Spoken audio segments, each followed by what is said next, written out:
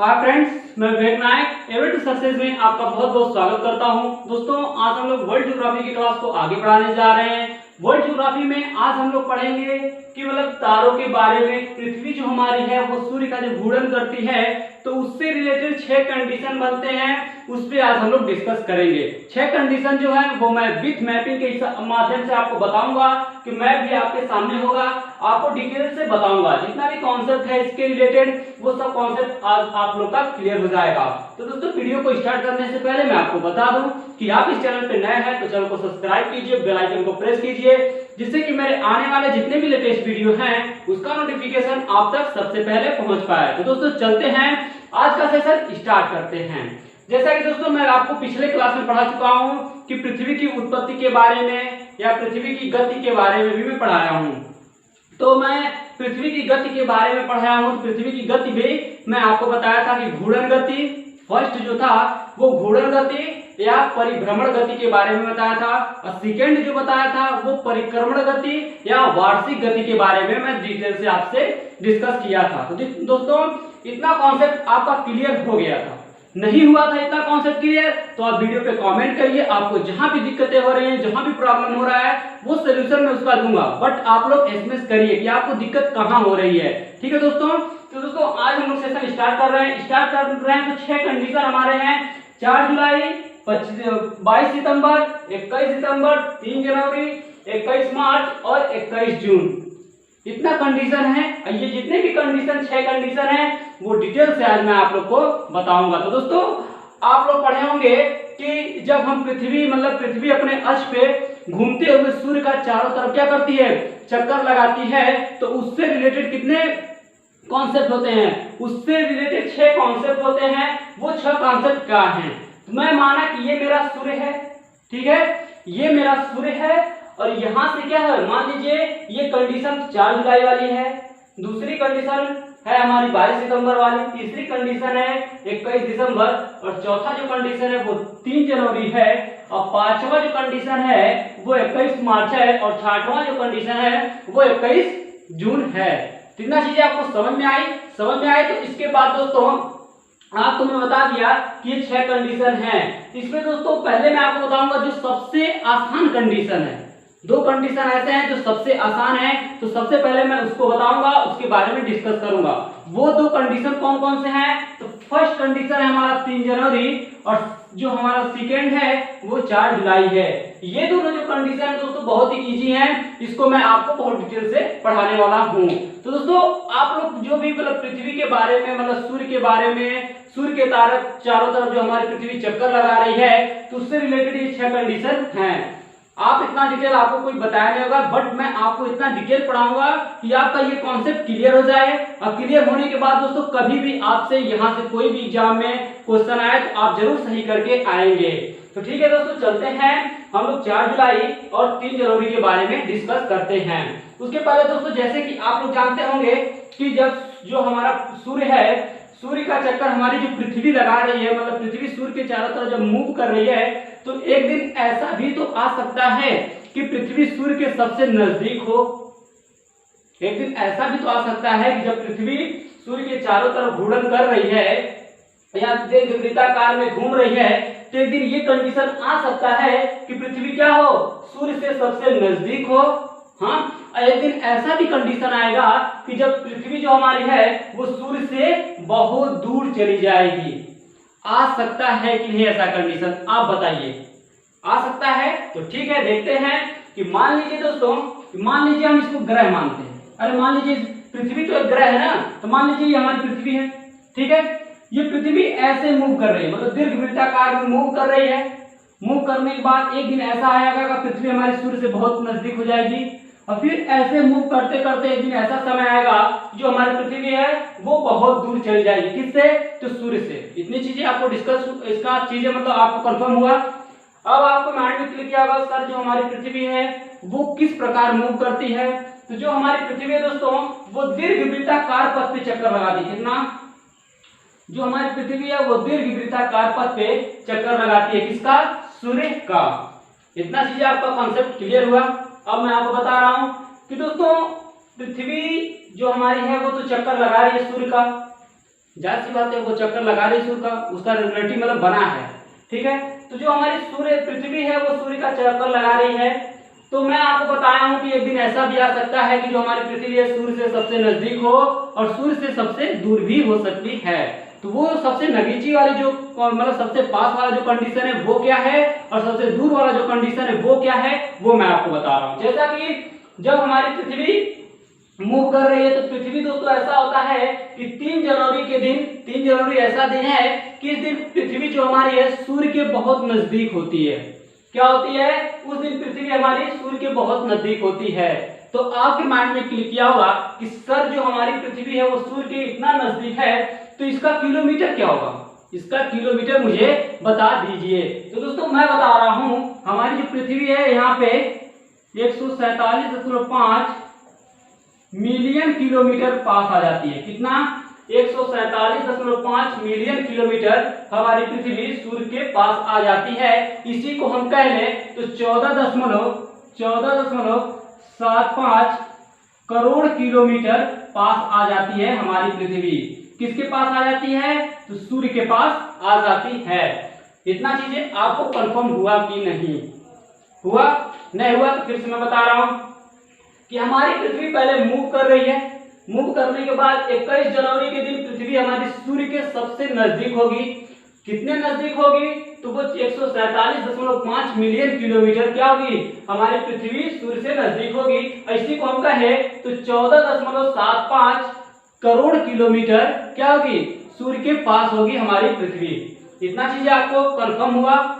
Confirm हुआ तो फिर आगे बढ़ते हैं। अब दोस्तों ये कंडीशन क्या कहलाता है कि मतलब जब हमारी पृथ्वी सूर्य के सबसे नजदीक होती है तो उस कंडीशन को हम क्या कहते हैं? तो उस कंडीशन को हम उपसौर्य के नाम से जानते हैं। क्या?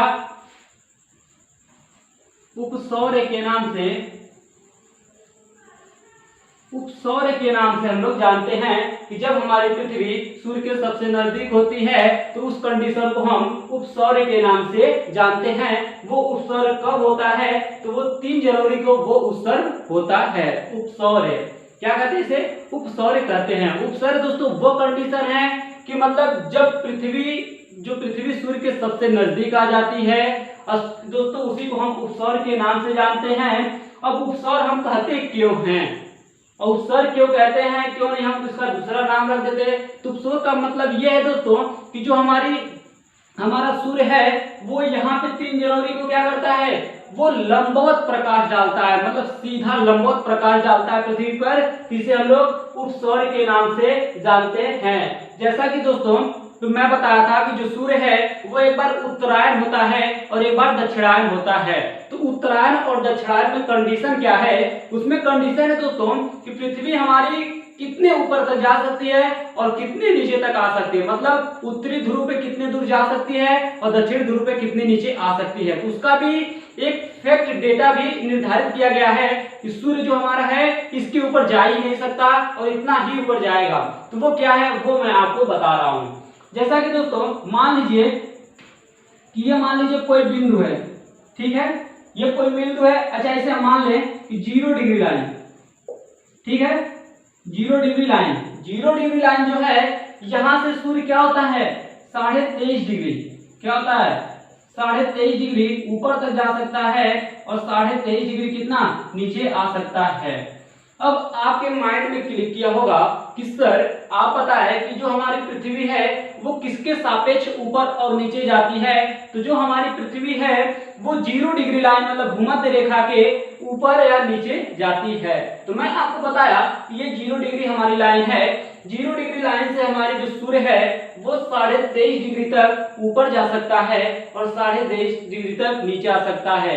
मतलब 23.5 डिग्री कर्क रेखा तक जा सकता है। इसी को हम लोग कह दें तो कर्क रेखा कह दें।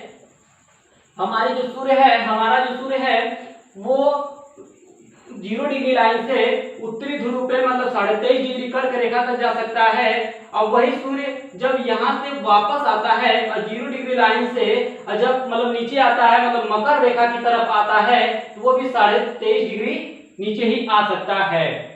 यहाँ से आपके माइंड में क्लिक किया होगा कि सर ये बता दीजिए कि जो हमारी उत्तरी मतलब 0 डिग्री लाइन है 0 डिग्री लाइन से जब मतलब हमारी जो सूर्य है वो ऊपर नीचे जा रहा है, तो क्यों नहीं मतलब 23.5 ही क्यों जा रहा है, क्यों ना 24 हो जाता, क्यों ना 25 हो जाता। उसका भी रीजन है दोस्तों। वो रीजन क्या है मैं बता रहा हूँ। जैसे कि दोस्तों मान लीजिए यहाँ तक मतलब समय तो निर्धारित किया गया है कि 23.5 डिग्री उत्तरी अक्षांश तक या कर्क रेखा तक हमारा सूर्य जाके चमक सकता है या प्रकाश दे सकता है।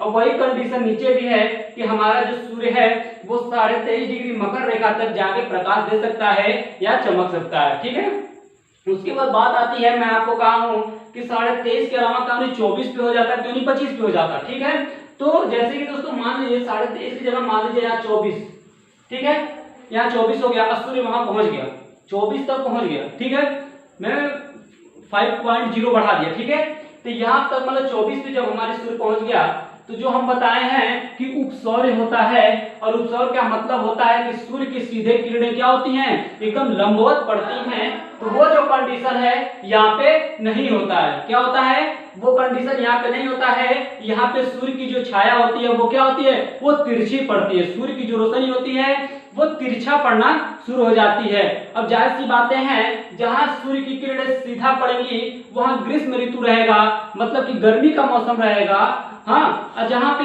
धूप नहीं होगी, जहां पे सूर्य का जो प्रकाश तिरछा पड़ेगा वहां का मौसम जो होगा वो ठंडा होगा। इतना चीजें आपको समझ में आई या नहीं आई?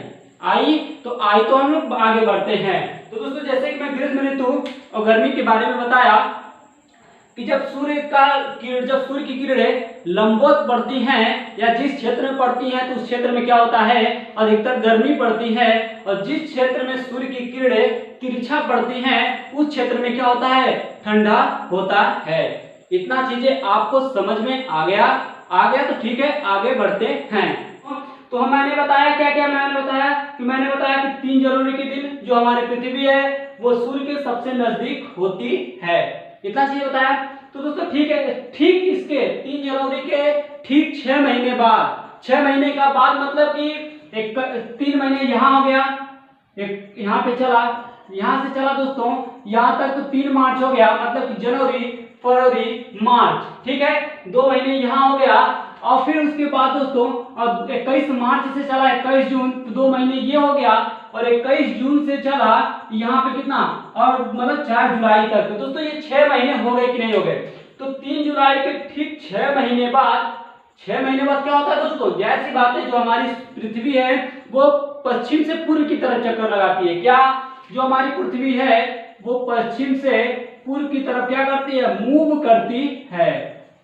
ठीक है, मूव करती है। तो जैसे कि 3 जनवरी से हमारी मतलब जो यहाँ का तापमान धीरे धीरे पृथ्वी क्या हो, 3 जनवरी से बढ़ते बढ़ते 21 मार्च को गई, 21 मार्च से बढ़ते बढ़ते जो हमारी पृथ्वी है 21 जून को पहुंची, 21 जून को दोस्तों यहाँ पे पहुंची, मतलब 4 जुलाई के स्थान पे पहुंची। तो ठीक इसके 3 जुलाई के ठीक 6 महीने बाद हमारी पृथ्वी क्या हुई, यहाँ पे पहुंची। और यहाँ पे दोस्तों क्या होता है, इसे हम अपसौर के नाम से जानते हैं। यहाँ पे मतलब जो 4 जुलाई है, 4 जुलाई को ही अपसौर कहा जाता है। अपसौर क्यों कहा जाता है, क्योंकि पृथ्वी इस दिन हमारी सूर्य से बहुत दूरी पे रहती है, बहुत दूरी पे है। इसे क्या कहते हैं हम लोग,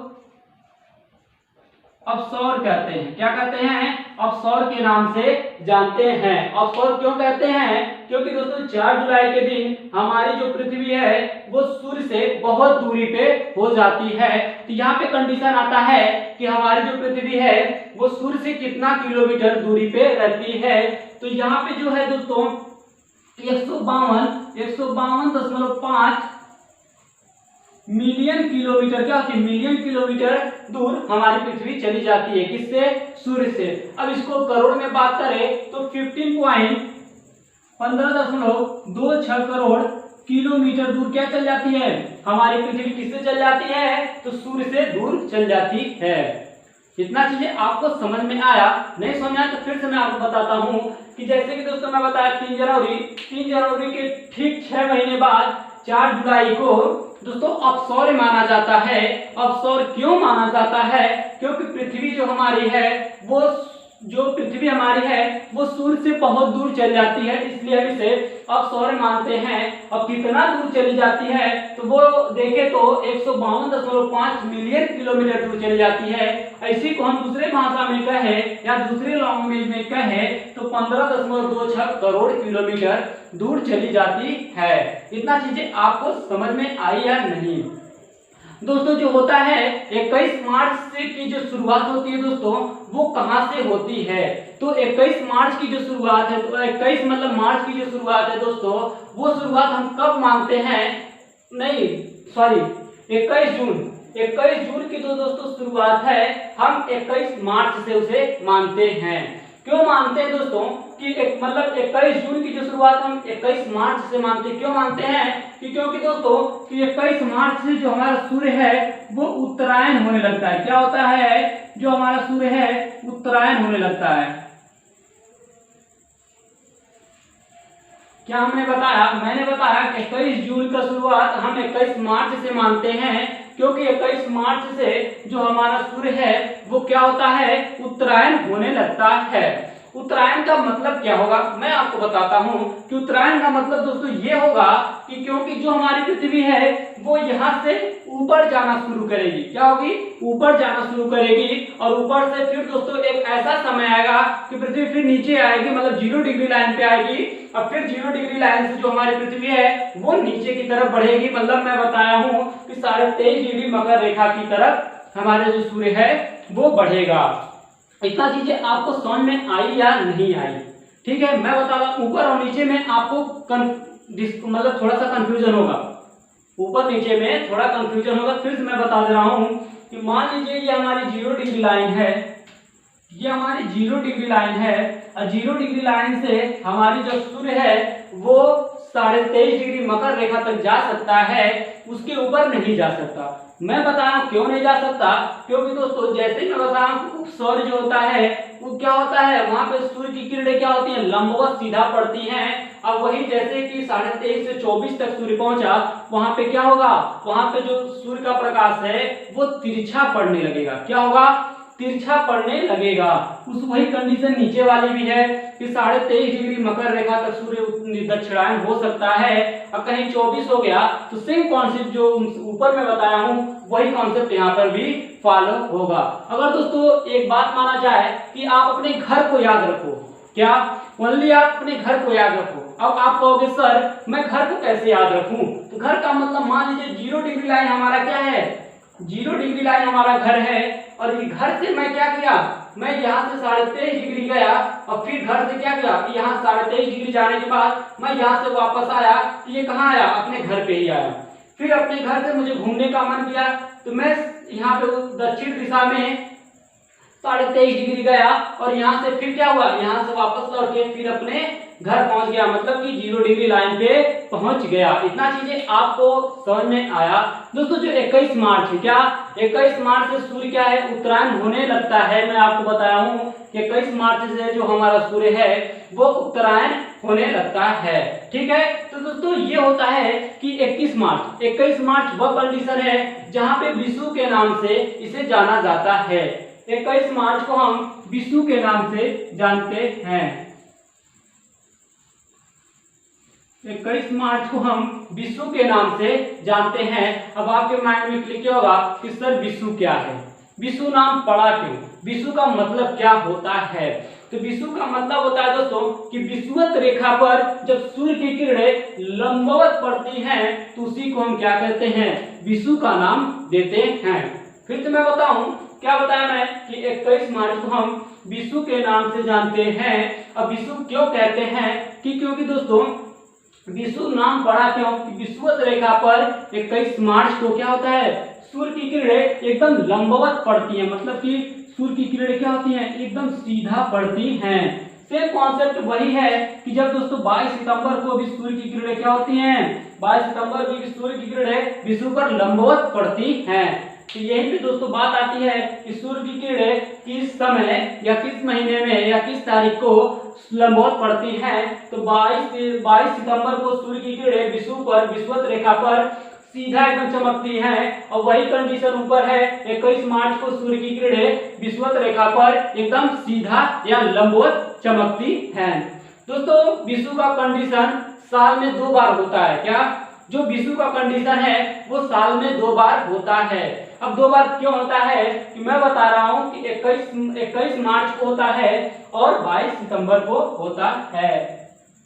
अब बात आ गई कि सर 22 सितंबर को सूर्य की जो किरणें हैं वो विषुवत रेखा पर सीधा चमकती हैं, इसलिए हम इसे विषु का नाम देते हैं। और सेम कॉन्सेप्ट ऊपर भी है कि 21 मार्च को जो सूर्य की किरणें हैं वो क्या होती हैं, वो लंबवत विषु पे पड़ती हैं, मतलब विषुवत रेखा पे पड़ती हैं, तो उसे हम विषु का नाम देते हैं। तो यहाँ से 2 क्वेश्चन आपका बन गया कि 21 मार्च और 22 सितंबर को सूर्य की किरणें विषुवत रेखा पर एकदम लंबवत पड़ती हैं, इसलिए हम इसे विषु के रूप में जानते हैं।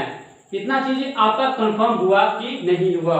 अब आपको बात आ गई कि 22 सितंबर और 21 सितंबर, तो सेम कॉन्सेप्ट आप ये याद रखिए, 0 डिग्री लाइन या अपने घर को याद रखिए। ये कॉन्सेप्ट आप याद रखेंगे तो ये चीजें आपको कभी नहीं भूलेंगी। तो ठीक है दोस्तों, इतना का मतलब जो कॉन्सेप्ट है वो क्लियर हुआ या नहीं हुआ? हुआ तो ठीक है, आगे बढ़ते हैं।